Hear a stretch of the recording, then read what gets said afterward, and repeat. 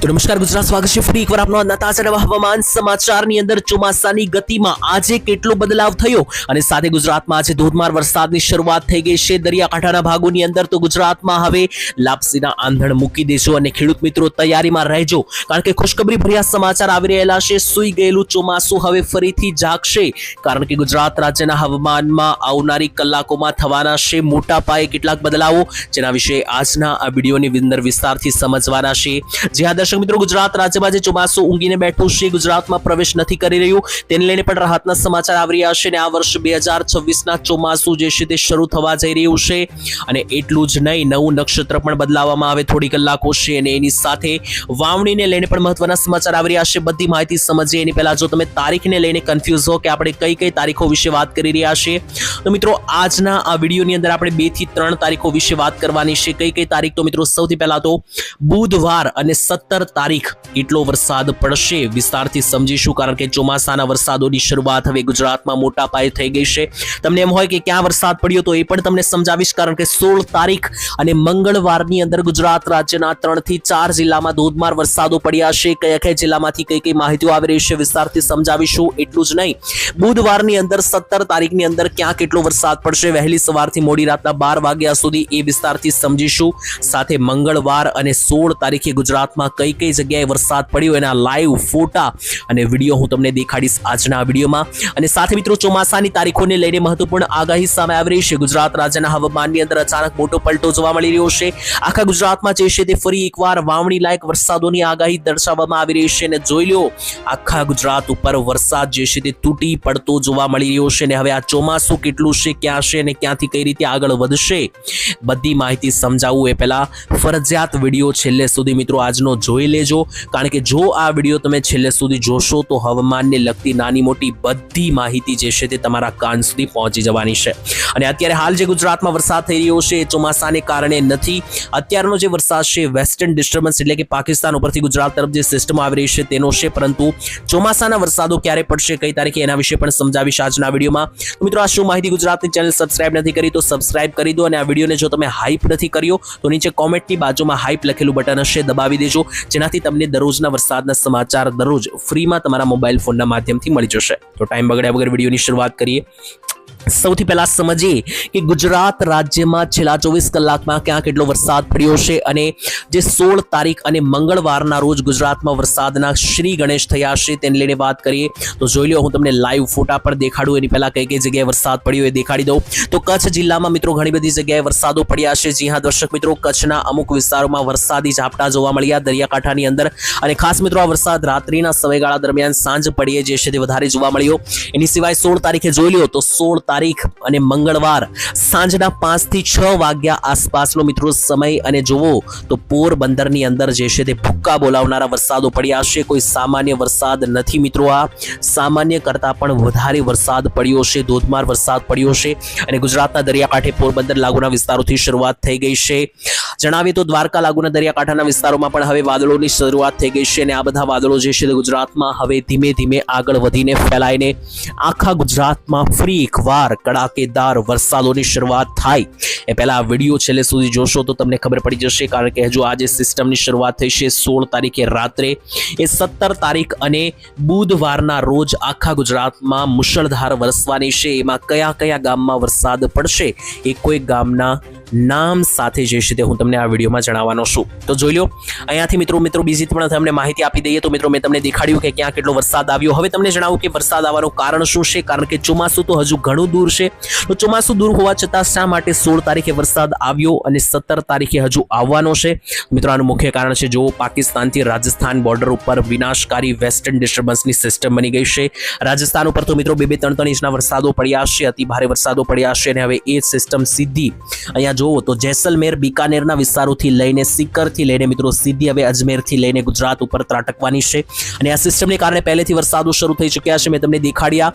એ વરસાદોને કારણે મિત્રો જે જે છે તે ગુજરાતના કયા કયા ગામમાં 17 તારીખે ક્યાં કેટલો વરસાદ પડશે એ માહિતી જણાવું એની પહેલા મારે તમને એક ચોમાસા વિશે મહત્વપૂર્ણ અપડેટ આપવી છે. જોઈ લો, આ નકશાની અંદર મારે તમને ચોમાસા વિશે સમજાવવું છે કે ચોમાસું આખરે ક્યાં પહોંચ્યું છે અને કઈ તારીખે હવે અહીંયાથી આગળ વધવાનું છે.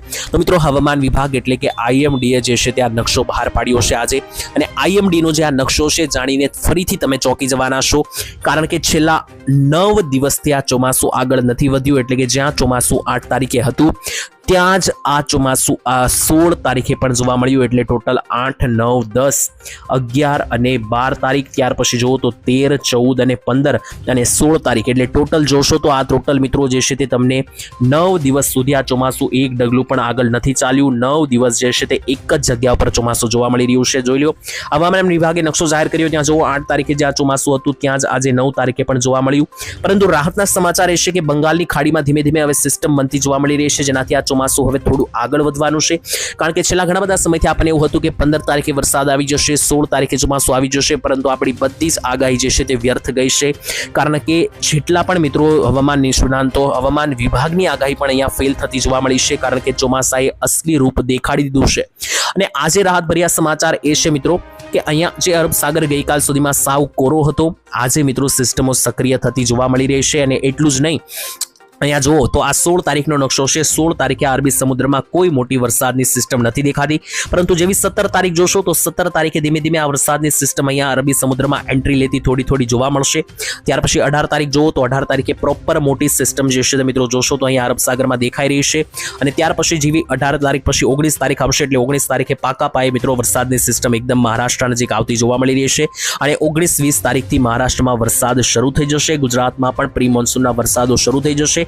અને 20 તારીખ પછીનો જે સમયગાળો છે 21 તારીખ આસપાસનો, એમાં ગુજરાત રાજ્યમાં ચોમાસું એન્ટ્રી લેતું જોવા મળશે. તો તમને ગુજરાતમાં ચોમાસાના સારા વરસાદો તો 20 તારીખ પછી જ જોવા મળવાના છે, જે આખા ગુજરાતમાં આવશે. પરંતુ અત્યારે જોઈએ તો 17 તારીખથી લઈને 18 તારીખ પ્રી મોન્સૂન એક્ટિવિટી જે છે તે ગુજરાતમાં શરૂ રહેશે. વરસાદ ભૂક્કા બોલાવવાનું શરૂ રાખશે.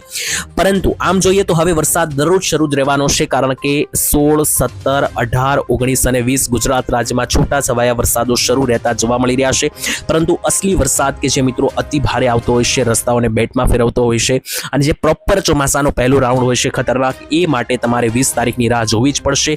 કારણ કે ગુજરાતમાં ચોમાસું 20 તારીખ પહેલા બેસવાનું નથી. તો હવે ગુજરાતમાં ચોમાસું 20 તારીખ પહેલા બેસવાનું નથી, એનો મતલબ એવો નથી કે ગુજરાતમાં 20 તારીખ પહેલા વરસાદ જ નહીં આવે. જોઈ લો, 19 તારીખે પણ ગુજરાતમાં વરસાદ જે છે તે દેખાઈ રહ્યો છે. જોઈ લો, 18 તારીખે પણ આખા ગુજરાતમાં વરસાદ દેખાઈ જ રહ્યો છે. અને 17 તારીખે તો આખા ગુજરાતમાં કાયદેસર આભ ફાટવાનું છે. 17 તારીખે જો 1 થી લઈને 2 ઇંચના વરસાદ પડી જાય, અને અમુક ભાગોમાં જો વાવણી લાયક વરસાદ પડી જાય તો પણ નવાઈ નથી. અને મુખ્ય જે વરસાદ પડવાનો છે આ તારીખે 17 તારીખની અંદર એ સૌરાષ્ટ્રમાં અને ઉત્તર ગુજરાતમાં પડતો જોવા મળી રહ્યો છે. જોઈ લઈએ, શરૂઆત કરીએ ઉત્તર ગુજરાતના વિસ્તારોથી કે કઈ કઈ જગ્યાએ કેટલો વરસાદ પડી શકે. તો સૌથી પહેલા મિત્રો એક ગામના નામ લેવાનું છું. સૌથી પહેલા ઉત્તર ગુજરાતથી શરૂ કરીએ તો મહેસાણા આસપાસ અતિ ભારે વરસાદની સિસ્ટમ છે. મહેસાણા અને પાટણ જિલ્લામાં જોઈ લો તો રાધનપુર, પાટણ, મણિયારીના વિસ્તારોથી લઈને કુકરવાડા, ઊંઝા, કલોલના વિસ્તારોથી લઈને ઉપર મિત્રો જોઈ લો તો છેક સિદ્ધપુર પાટણના વિસ્તારો, અને એની આસપાસ પણ પાલનપુર, ભાટસણ, દિયોદર, ડીસાથી લઈને જે સુઈગામ લાગુના વિસ્તારો છે, ધાનેરા પંથક છે, વાવથરા છે, આ બધા જ મિત્રો ખૂણાના બધા જ ભાગોમાં રીતસરનું આભ ફાટતું જોવા મળી રહ્યું છે. અને વીજળી સાથે કડાકેદાર વરસાદો પડતા તમને જોવા મળી શકે. જમણી બાજુ જ્યાં સાબરકાંઠા, અરવલ્લી આવેલું છે ત્યાં હાલ કોઈ મોટી સિસ્ટમ નથી, જેથી વરસાદી કોઈ એટલી બધી ઘાતક આગાહી નથી. મધ્ય ગુજરાતની હવે વાત કરીએ તો મધ્ય ગુજરાતના વિસ્તારોમાં છૂટા છવાયા રેડા ઝાપટા પડવાની આગાહી છે, જેમાં અમદાવાદથી લઈને જોઈ લો તો સાણંદના વિસ્તારો, બાવળાના વિસ્તારોથી લઈને ખેડા, નડિયાદ, ખંભાત, આણંદથી લઈને ડાકોર, કથલ, આ જે મિત્રો સેન્ટરો છે મધ્ય ગુજરાતના. અને એની સાથે જુઓ તો અહીંયા છોટા ઉદેપુર, બોડેલી, વાઘોડિયા, આણંદથી લઈને ખંભાતથી લઈને જે વડોદરાનો પટ્ટો છે, આ બધા જ વિસ્તારોમાં ગાજવીજ અને વીજળી સાથેના વરસાદો જે છે તે આગામી કલાકોમાં 17 તારીખે રાત્રિ સુધીમાં આખો દિવસ પડવાની સંભાવના છે.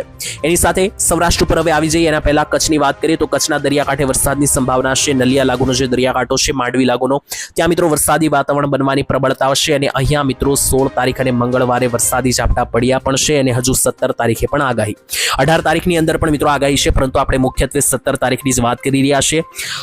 વાત કરીએ 17 તારીખ બુધવાર સૌરાષ્ટ્રની, તો સૌરાષ્ટ્રમાં જુઓ તો પોરબંદર, જુનાગઢ અને ગીર સોમનાથનો જે દરિયાકાંઠો છે ત્યાં છૂટા છવાયા ઝાપટાની આગાહી છે.